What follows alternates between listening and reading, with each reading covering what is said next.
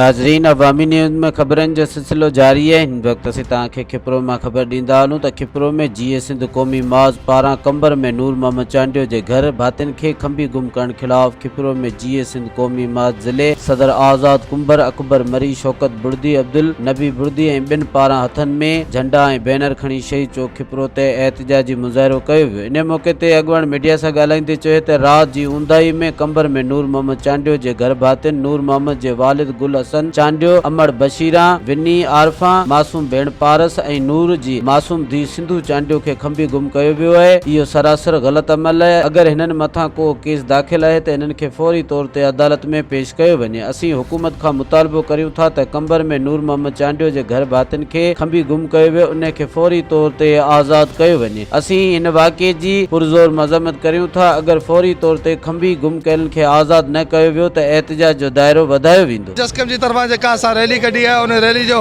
अनवान इहो आहे त असांजा कंबर शदाद कोट जे अंदरि असांजा दोस्तनि उन्हनि जी पूरी फैमिली खे रियासत गुम कयो आहे ऐं इहो माना इहो हथकंडो जेको हिननि इस्तेमालु कयो आहे इहो पंहिंजे लाइ हू नफ़रत जो हिकिड़ो अंसर पकड़नि पिया।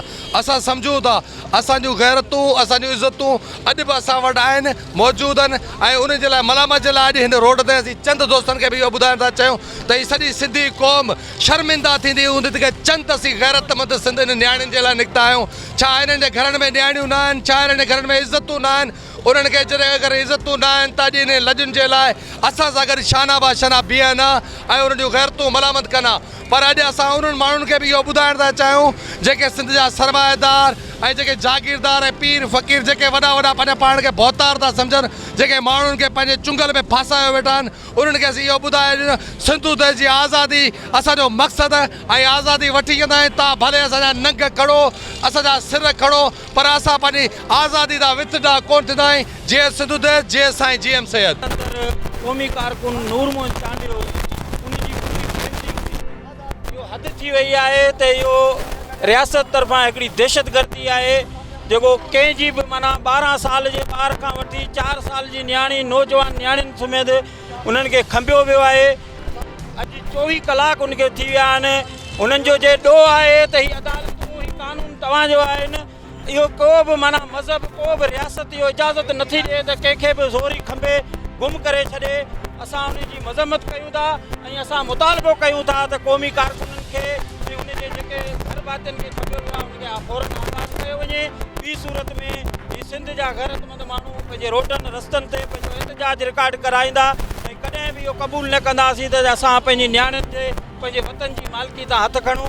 असां जदोजहद जारी रखंदासीं जेसीं असांजा नियाणियूं, असांजा नौजवान, असांजे मासूम ॿार, असांजा पोड़ा बुज़ुर्ग जेके आज़ाद नथा थियनि एसी ताईं जदोजहद जारी रखंदासीं। इन कुदे अमल रियासत एतिरी बावड़जी वई आहे, एतिरो पंहिंजो डिसिप्लिन बरक़रार नथी रखी सघे जो सिंध जी नियाणियुनि खे खणी अॻवा करे गुम कयो थो वञे।